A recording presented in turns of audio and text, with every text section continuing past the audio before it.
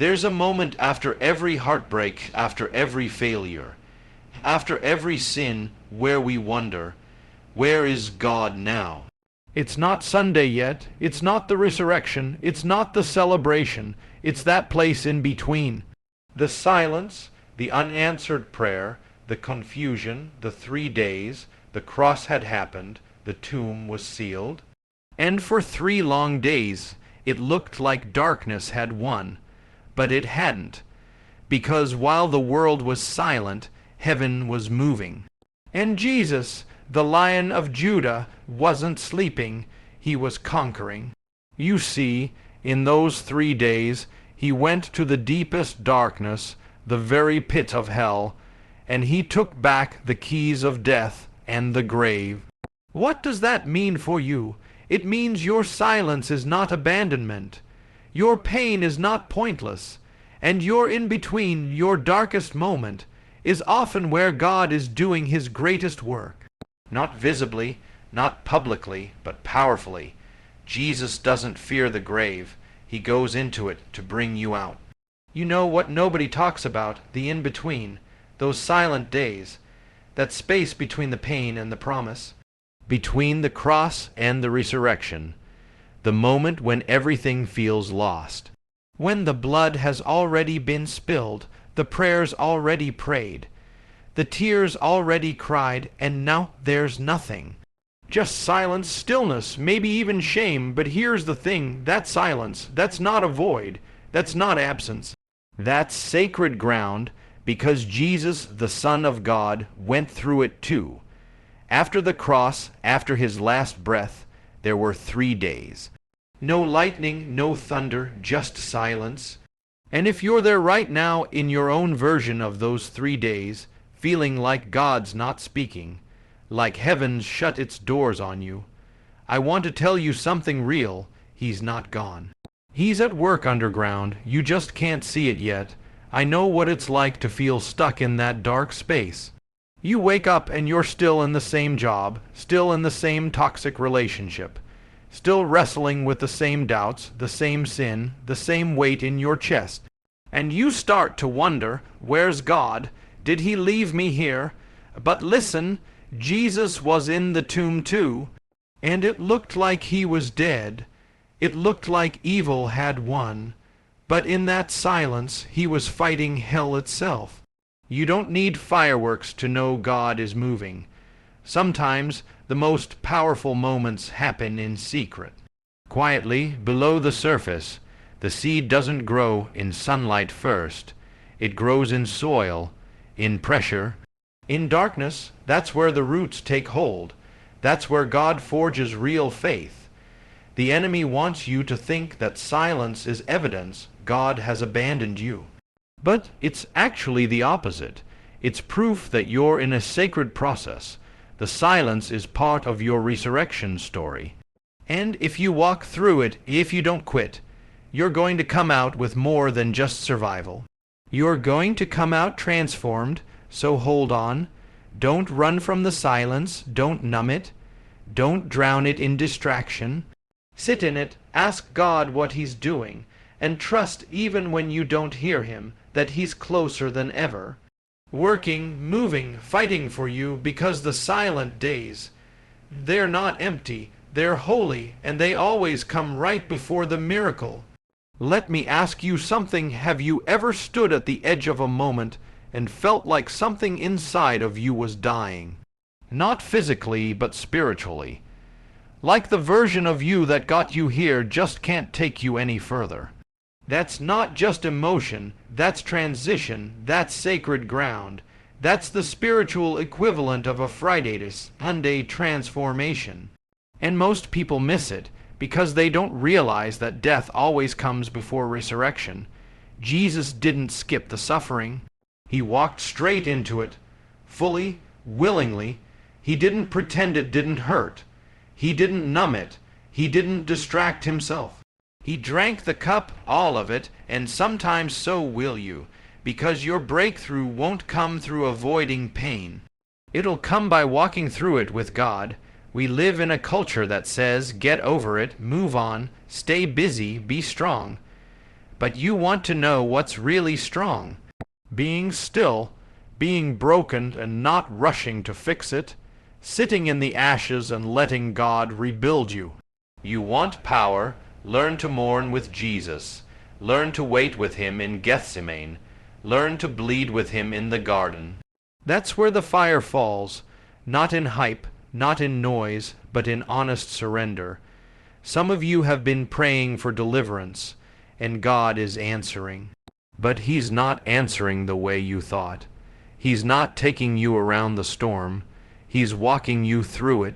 Because the storm doesn't scare him, it shapes you, and he's not interested in making your life comfortable. He's trying to make you complete.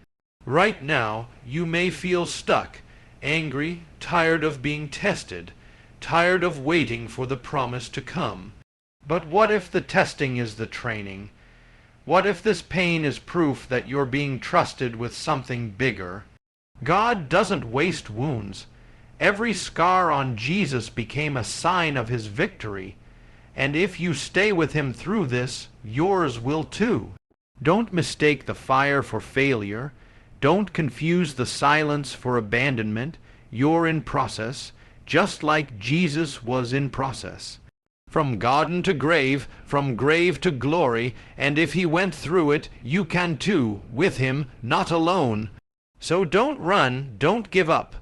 Let the old version of you die, because what's coming next is going to resurrect everything. Do you know what most people get wrong about power? They think it looks like control, perfection, calm. But real spiritual power, the kind that shakes hell and awakens dead places, it doesn't start with strength. It starts with emptiness. Think about it. For 3 days after the cross, the world went quiet. Heaven was silent. The disciples hid. Hope seemed lost. But what they didn't know, what nobody could see, is that beneath the surface God was moving. Jesus wasn't defeated. He was descended into the depths, into the dark, into the very pit where sin had its grip, and he was ripping the keys of death right out of the enemy's hand. Let that sink in.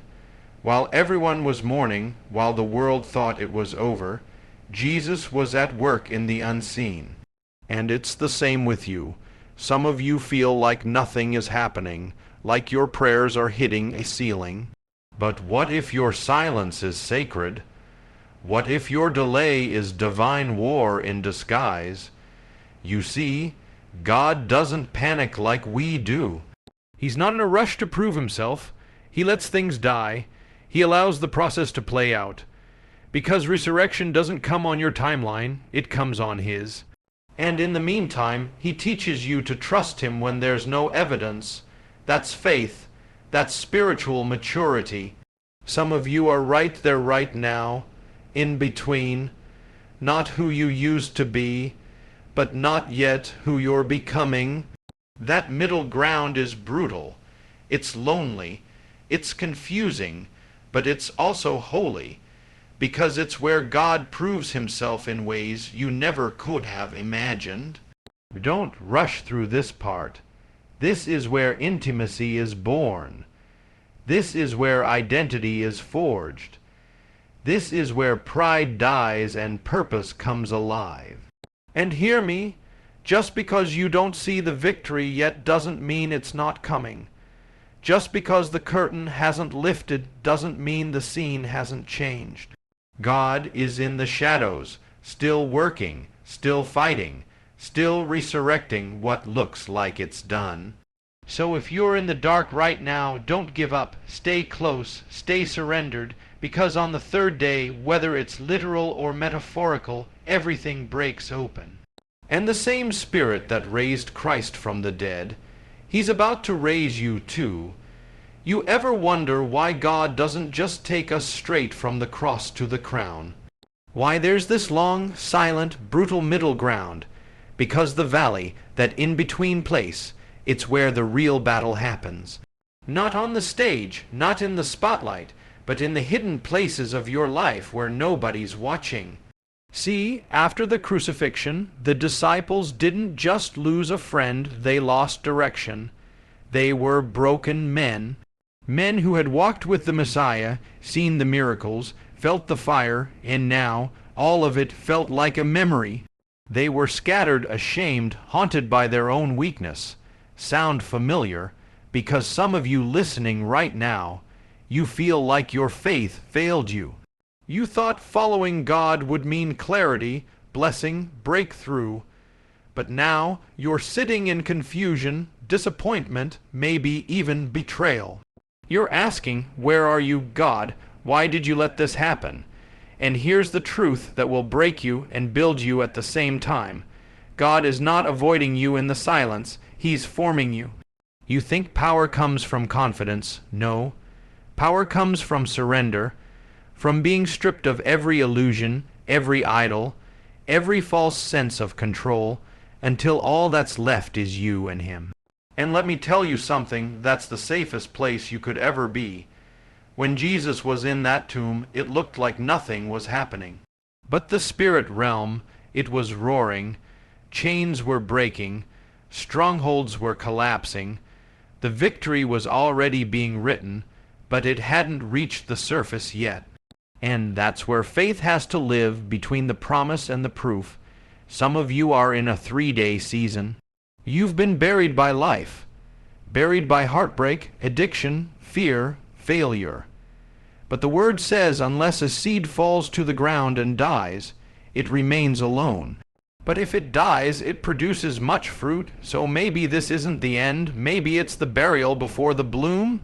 Maybe God let your plans die, so something eternal could rise in their place. And when He does resurrect you, it won't be with your old name. It'll be with power, with purpose, with scars that tell a story hell hoped you'd never survive, but heaven had already redeemed. Don't quit in the dark. Your resurrection is already in motion.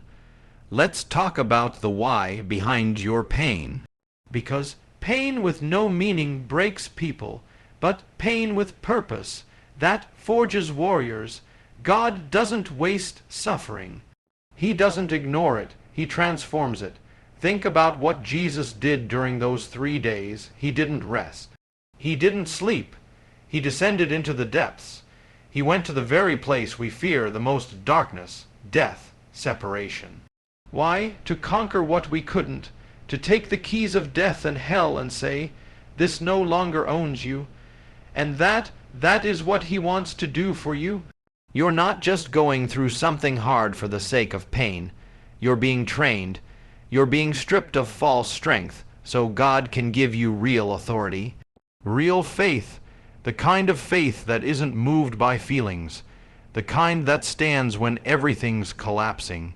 The kind of faith that looks at hell and says, you picked the wrong man to mess with. See, most people want resurrection, but they resist the grave. They want power, but they avoid pressure. But God isn't building soft men. He's building men who can walk into battle with scars and still say, nevertheless, I will trust Him. You want to be you man. You want to be a man who commands respect, not from ego, but from spirit. Then you have to go where others won't go. You have to fight battles others are too afraid to face. You've got to confront your wounds, your habits, your shame, your secret sin, not with more willpower, but with surrender. Because here's the hidden truth. Discipline without devotion is just religious slavery. But when discipline is rooted in love for God, in awe of His holiness, in gratitude for what He's rescued you from, then it becomes freedom. Freedom to choose what's right when everything around you says give up. Freedom to walk in purity when the world celebrates filth. Freedom to love deeply, stand boldly, and lead with integrity, because you've already died to yourself. So don't despise the process. Don't curse your pain. Let it do what it was sent to do. Purify you, strengthen you, prepare you. Because when Jesus walked out of that tomb, He didn't just prove He was alive. He proved you could live too. And brother, That's your invitation. Die to the old you. Rise as a man who's been forged in fire. There's a clock ticking not just in prophecy, not just in the heavens, but inside your soul. Most people live like tomorrow is guaranteed, like there will always be more time to fix their life, more time to come clean, more time to become the man they were created to be. But time doesn't wait, and neither does the enemy of your soul. Let me say this straight. There is a war for your destiny. Not just your success, not just your relationships, your eternity. And while you're scrolling, while you're numbing yourself with distractions, while you're chasing status and external validation, your purpose is being stolen, one compromised choice at a time. What if I told you that one of the most dangerous lies the enemy tells you is, you can get serious later? Later doesn't always come. Jesus didn't rise from the dead to give you a nice story. He didn't conquer sin and death so you could play religious games. He came to wake you up. He came to call you out of the grave of apathy, fear, addiction, lust, brokenness into power, into purity, into mission. And if you're a man listening to this right now, I need you to hear this. The world needs you, not the fake version, not the social media mask, not the wounded boy pretending he's fine, the real you, the healed, holy, courageous you. We are living in prophetic days, and if you can't see it yet, you will soon. Truth is under attack. Masculinity is being redefined by the world. Purity is mocked. Faithfulness is rare. But that's exactly where God does his best work, when things are darkest. You were born for now, and this generation doesn't need more influencers. It needs men on fire. Men who walk in truth, who lead with love, who speak with boldness and live with purity. Men who fear God more than they fear rejection. So, here's the challenge. Don't just be stirred. Be changed. Don't just be inspired. Be transformed, because what's coming isn't a game, and your life isn't random. You were chosen, forged, called, equipped, and the clock is ticking. Let me know if you'd like the raw, emotional outro with a strong CTA next. I can deliver that in the same intense Jonathan Cahn x Mel Robbins style. Maybe you've just listened to this and your heart is pounding. Maybe something inside of you feels like it's been shaken awake. That's not emotion. That's not coincidence. That's God knocking. He's not knocking on a church door. He's knocking on your heart, on your past, on your pain, on the part of you that you've buried beneath all the noise, all the failure, all the shame. And he's saying, come home, come alive, come clean. This world is dark, but you weren't made to run from it. You were made to carry the light into it. Your story, no matter how broken, is not finished, and I believe with everything in me that if you're watching this right now, you're not here by accident. You're here because the time is now, because you matter, because God's not done. So before you scroll away or silence that voice inside, pause. Let this moment mark you. And if this word stirred something deep in your soul, I want you to do 3 things, not for me, but for you and for the mission. Like this video, so the algorithm doesn't bury truth in a world full of lies. Comment below, even if it's just one word. Awakened, ready, I'm coming back, whatever you're feeling. Let the world know you're not asleep anymore. And subscribe, because this platform isn't just content. It's a movement, a call to rise, a place where the broken are rebuilt and the called are ignited. Then share this with one friend, one brother, one soul that needs to be shaken free from the chains they can't even see. Because time is short, because Jesus is coming, and because